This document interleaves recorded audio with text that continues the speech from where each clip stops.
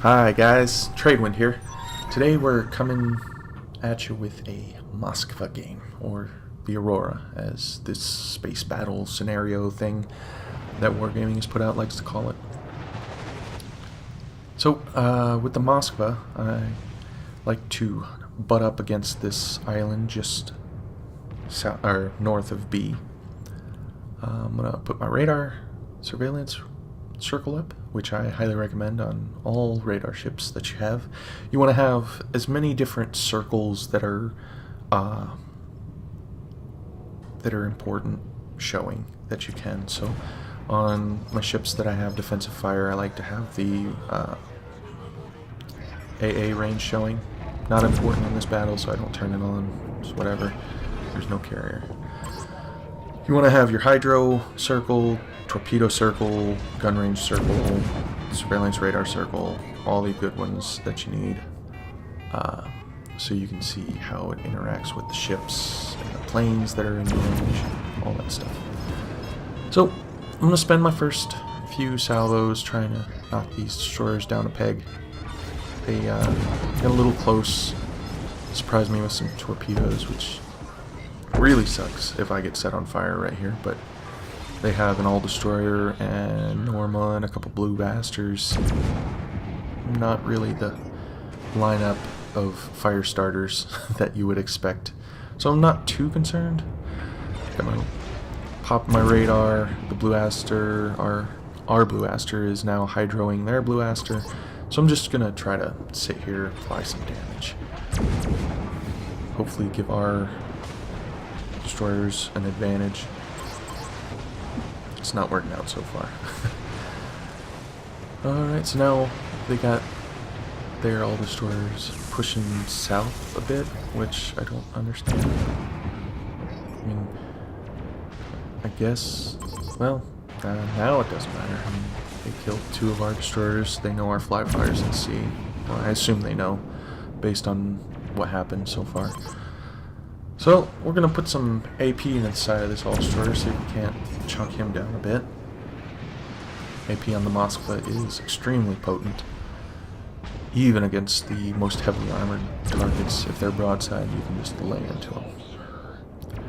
So, I don't want to eat any more torpedoes. I don't want to be closer to either of those all-destroyers, so I'm going to be backing up, which I find out right now is a mistake, because I did not expect their Aurora to be there. I wasn't paying attention to that portion of the mini map, which happens from time to time. Everybody will do it. Well, maybe not everybody. Maybe not the absolute best players in the game. But every once in a while, when you're paying attention to one thing, your concentration will lapse, and you will pay a price. I end up getting out of this without paying too much of a price, because looks like their Norma is not used to the Minotaur shell arcs, which is fantastic for me, because you can see I'm giving him absolute flat broadside, and he was not able to capitalize. I believe the Norma can Citadel the Moskva from that range with flat broadside given, so even though they're not very high alpha shells, he's got 10 of them, and they shoot every 3 seconds, so it's extremely important that I get out of there as soon as I can. But we're about to lose our fly fire. They got a Norma and a blue aster over there.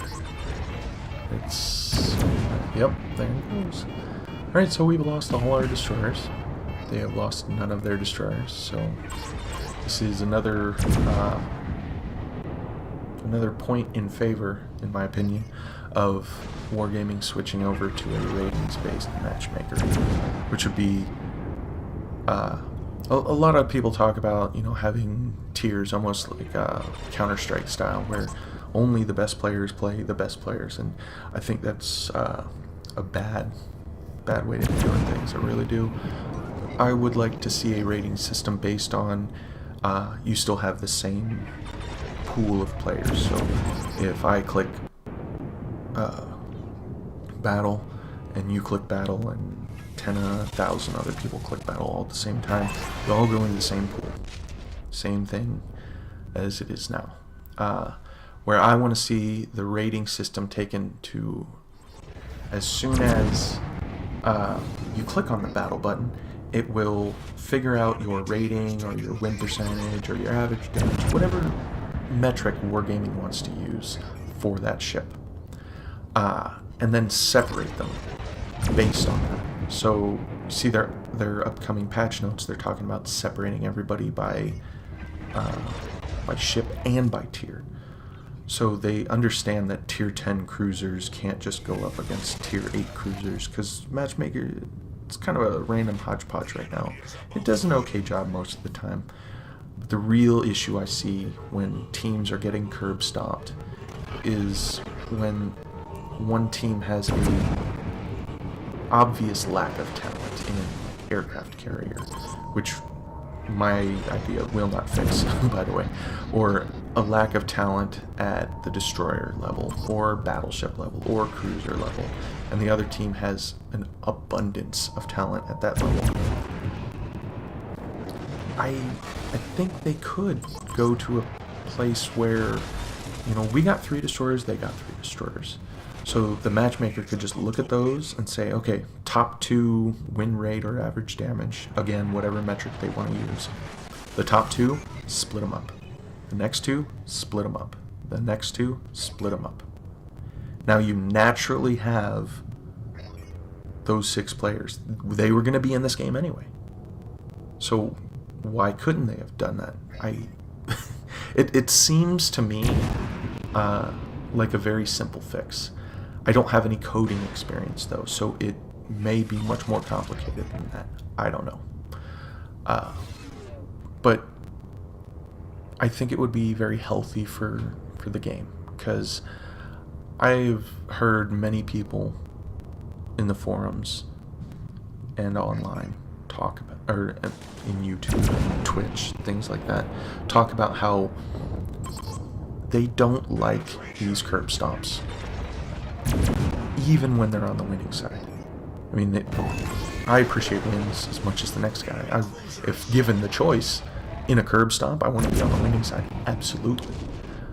I am committing 20 minutes. I want those 20 minutes to be enjoyable as much as possible.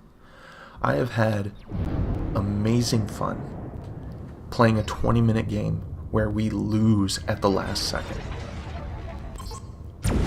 I'm okay with that. Like, I understand even the best players in the world are not going to have a 100% win rate. Ask them if they want their losses to be close or if they want them to be curb stomps. I would put actual money on the table right now saying that they would prefer those games to be close, because it feels like you can win. It feels like there's this epic struggle going on. You can, like, if I get a shot in the right place and RNG just gives me a little bit, we could win this. That's all people want. I mean, I could be wrong. There could be a group of players out there that the only thing they want is to win curb stomps. I don't find that exciting. I really don't. I would prefer to win every game, but I understand that's not going to happen. So when I lose, I want those games to be exciting, because that's what you're getting out of this game. This game is fun, so make all the battles fun as much as possible. And I think my idea for Matchmaker could potentially make more games fun. Till next time, fair winds and following seas. Thanks for watching.